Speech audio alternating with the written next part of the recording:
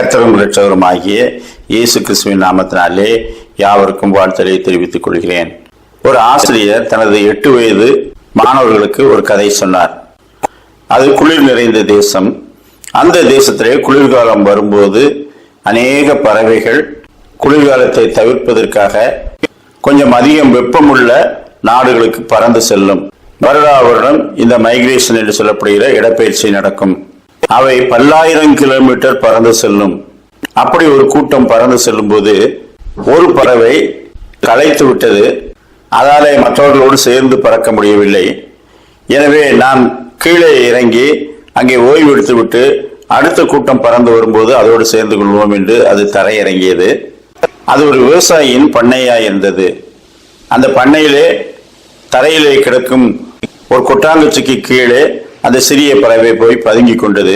எனவே வெளியிலே இருக்கும் காற்றும் குளிரும் அதிகமாக அதை தாக்காது என்று நம்பினது. சற்று நேரத்திலே அங்கே ஒரு பசு வந்து அந்த கொட்டாங்குச்சியின் மீது சாணமிட்டது. அது அந்த பறவைக்கு மேலும் கதகதப்பாய் இருந்தது. சாணம் மேலே ஒட்டிக்கொள்ளவில்லை, ஏனென்றால் கொட்டாங்குச்சி இருந்தது. ஆனால் சாணத்தில் உள்ள அந்த சூடு அதற்கு மிகவும் இதமாய் இருந்தது.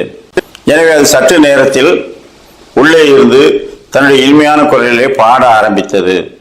அந்த சத்தம் வெளியிலே கேட்டபோது அந்த பண்ணையில் இருந்த ஒரு பூனை தரையிலே எங்கேயோ ஒரு சிறிய பறவையின் சத்தம் கேட்கிறதே என்று சொல்லி தேடி வந்தது. அப்பொழுது இந்த சிறிய பறவை இந்த சாணத்தை விட்டு நாம் வெளியே வர வேண்டும் என்றால் முதலாவது அதை கொஞ்சம் அசைத்து பார்ப்போம் என்று அந்த கொட்டாங்குச்சியை அசைத்தது. எனவே பூனைக்கு எளிதாக இங்கே ஒரு பறவை இருக்கிறது என்று தெரிந்து அது சாணத்தை அகற்றி அந்த பறவையை பிடித்து சாப்பிட்டு விட்டது. இந்த கதையின் மூலமாக என்ன சொல்ல வருகிறேன் தெரியுமா? கடவுள் நமக்கு கொடுத்த இடத்திலே நாம் சுகமாய் தங்கி இருக்கும் போது கர்த்தரை நாம் ஸ்தோத்திரிப்போம். ஆனால் யாருக்கும் இடைஞ்சல் இல்லாமல் அமைதியாக இருக்க வேண்டும். இரண்டாவது, நம் மீது சாணம் அடித்து நம்மை தூசிக்கிறவர்கள் எல்லாரும் நமக்கு கெடுதல் செய்கிறார்கள் என்று நினைக்காதீர்கள். அதுவும் நன்மைக்காக இருக்கும். மூன்றாவது, வாயை அடக்க கற்றுக்கொள்ள வேண்டும்.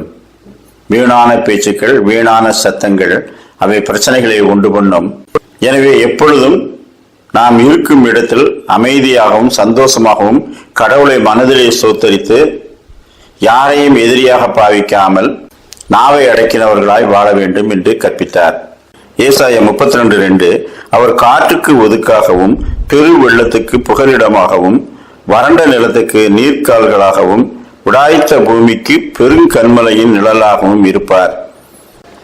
யாக்கோபு 1:26 உங்களில் ஒருவன் தன் நாவை அடக்காமல் தன் இருதயத்தை வஞ்சித்து தன்னை தேவ பக்தி உள்ளவன் என்று எண்ணினால் அவனுடைய தேவ பக்தி வீணாயிருக்கும்.